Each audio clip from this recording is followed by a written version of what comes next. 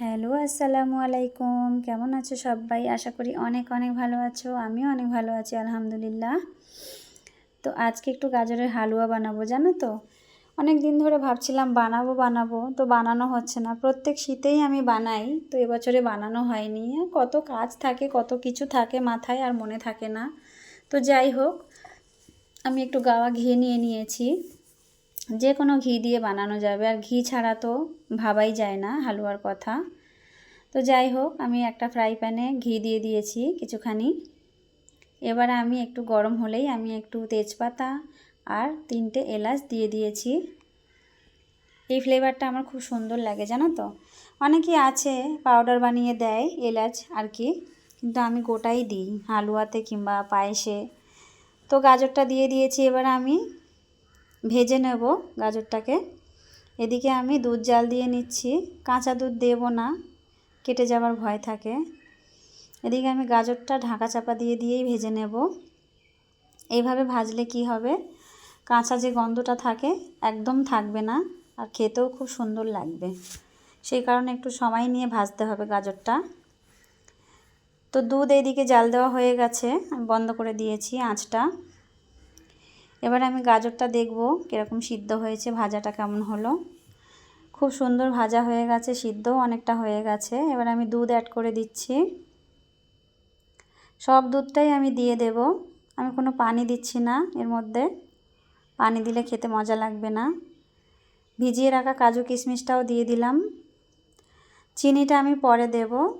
আর এইভাবে ঢাকা চাপা দিয়ে রান্না করতে হবে, আর আঁচটা অবশ্যই কমিয়ে রাখতে হবে, নালে পুড়ে যাবে। তো অনেকটা কমে এসেছে দুধ, শুকিয়ে যাবে। চিনি দিয়ে দিলাম। চিনি আমার পছন্দের মতন দিয়ে দিয়েছি। কেউ কেউ বেশি মিষ্টি খায়, যে যেমন খাবে সে তেমন দেবে চিনিটা। তো এবার আমি ঢাকা চাপা দিয়ে আরও কিছুক্ষণ রান্না করব। আর গাজরের হালুয়া আমি দোকান থেকে কিনে এনে খেয়ে দেখেছি, আমার একদম ভালো লাগে না। আমি বাড়িতে বানিয়েই খাই।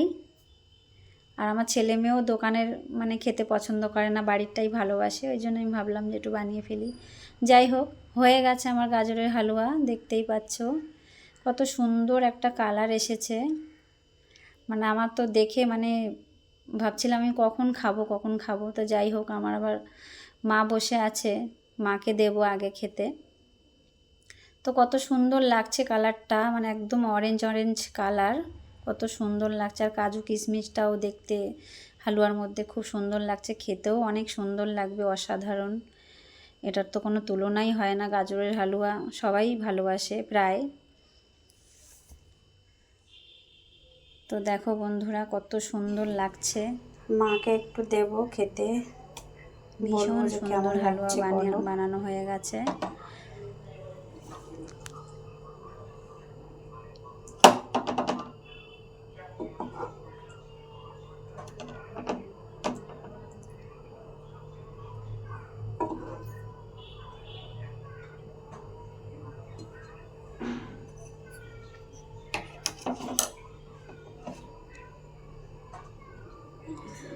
ও মা, নাও খেয়ে দেখো একটু।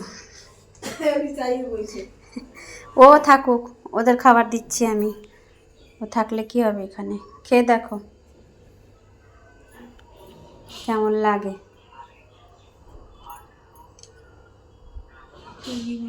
গরম কিন্তু, সাইড দিয়ে খাও।